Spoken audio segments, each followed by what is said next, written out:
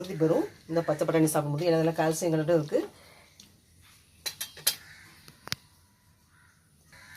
Green பீஸ்ன்னு சொல்கிற பச்சை பட்டாணி உயர் ரத்த அழுத்தத்தை கண்ட்ரோல் பண்ணும், இதய ஆரோக்கியத்தை பாதுகாக்கும். இதே மாதிரி அடிக்கடி சாப்பாடு சாப்பிடும்போது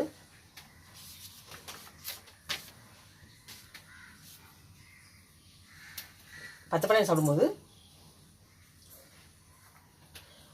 கெட்ட கொழுப்பு நீக்கக்கூடிய தன்மை உள்ளது பச்சை பட்டாணி. அதே மாதிரி ஆன்டி ஆக்சிடென்ட் நிறைஞ்சது. பச்சை பட்டாணி பொட்டாசியம் உயர் ரத்தத்தை கண்ட்ரோல் பண்ணி சீரான ரத்த ஓட்டத்தை ஏற்படுத்தும். எனவே பச்சை பட்டாணி ரொம்ப ரொம்ப நல்லது சாப்பிடுது. அதே மாதிரி இதில் வந்து இரும்பு சத்தும் தாமிர சத்தும் அதிகத்தோட ரத்த சிவப்பு அணுக்கள் எண்ணிக்கை அதிகரிச்சிக்கும். இவ்வளோ சத்துக்கள் இந்த பச்சை பட்டாணியை நம்ம தொடர்ந்து சாப்பாட்டை சாப்பிட்டுக்கணும். பச்சை பட்டாணியில் வெண்டைக்காயில் உள்ளதோட 3 மடங்கு அதிகமான பாஸ்பரஸ் இருக்குது. வளரும் குழந்தைகளுக்கு ரொம்ப ரொம்ப நல்லது. மூளை ஆரோக்கியத்தை மேம்படுத்தும், புத்தி கூர்மை பெறும். பச்சை பட்டாணி தொடர்ந்து சாப்பாடை சாப்பிடும்போது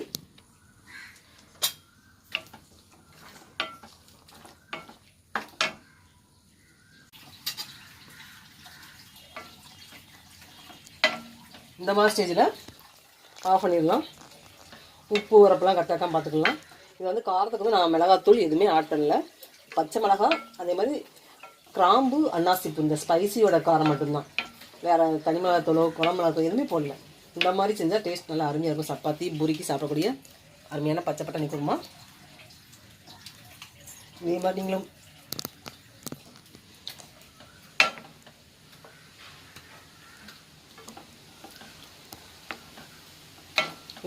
வீட்டில் செஞ்சு சாப்பிட்டு பாருங்கள். வீடியோவில் ஸ்கிப் பண்ணாமல் ஸ்டார்டிங்லேயே பாருங்கள்.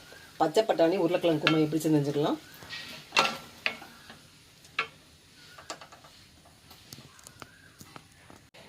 சப்பாத்தி ரெடி ஆயிடுச்சு. இதுதான் பச்சை பட்டாணி உருளைக்கிழங்கு குருமா செஞ்சுருக்கேன்.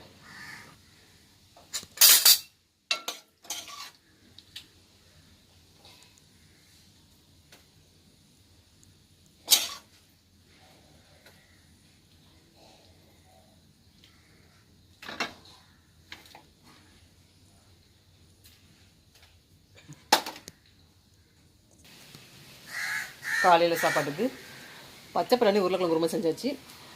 இது எப்படி செஞ்சு தெரிஞ்சுக்கணும், ராஜித் ஹோம் குக் இந்த லிங்கை கிளிக் பண்ணி வீடியோ ஃபுல்லாக ஸ்கிப் பண்ணாமல் ஸ்டார்டிங்லேயே பாருங்கள். பச்சை பட்டாணி உருளைக்கிழங்கு குருமா எப்படி செஞ்சு தெரிஞ்சுக்கலாம்.